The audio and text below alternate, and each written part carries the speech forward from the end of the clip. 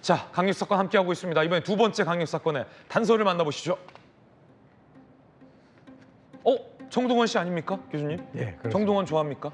예, 상당히 인기였었죠. 그때 저도 좋아하는데. 코로나 시대 때 네. 아주 그냥 아이돌이었죠. 그렇죠. 어떤 사건일까요?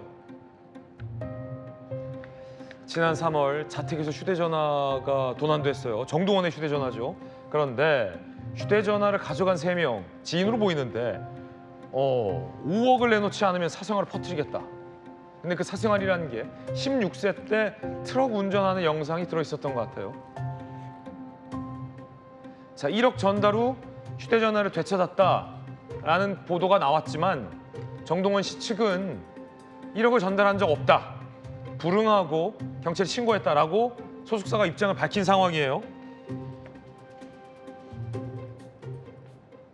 아니 그러면 16세 때 운전을 한 건 잘못이긴 합니다만 더 큰 사건의 본질은 이들이 정동원의 휴대전화를 가져다가 금품을 주지 않으면 폭로하겠다고 협박한 사건이 더 본질이네요.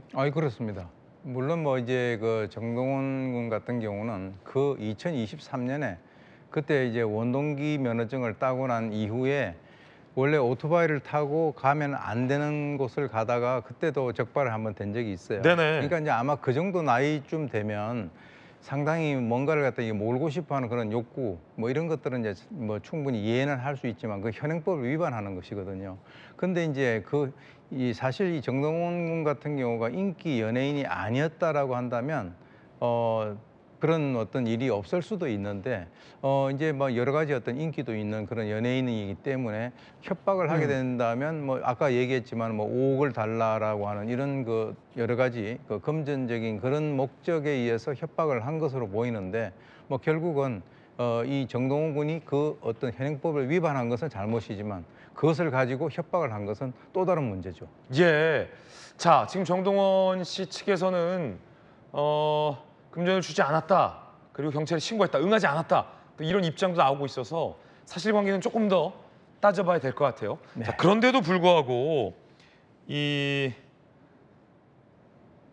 미성년, 그러니까 16세 때 운전을 한 것, 요건 그럼 어떻게 되나요?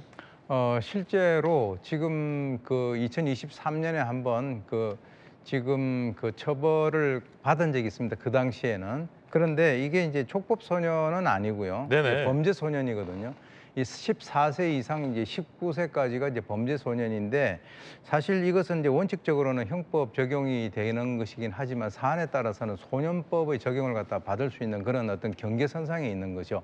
그렇기 때문에 지금 뭐 이전에 그런 어떤 그 한 번의 잘못이 있기 때문에 재범을 했을 때는 좀 불리하지 않은가. 근데 이제 중요한 것은 이걸 좀 따져봐야 돼요. 예를 들어서 그 오토바이를 타고 그 어떤 법을 위반했던 네네. 것과 이번 것에 있어서의 어떤 선행 관계가 지금 현재 2023년이라고 뭉뚱그려서 나오는데 아마 그 시점 같은 것도 좀 따져볼 것이라고 생각이 듭니다. 예. 자, 이 정동원 씨 측 입장도 한번 보시죠. 10분 정도 운전 연습했을 뿐이다. 잘못에 대해 크게 후회하며 반성하고 있다라며 또 반성의 의미를 내기도 했습니다.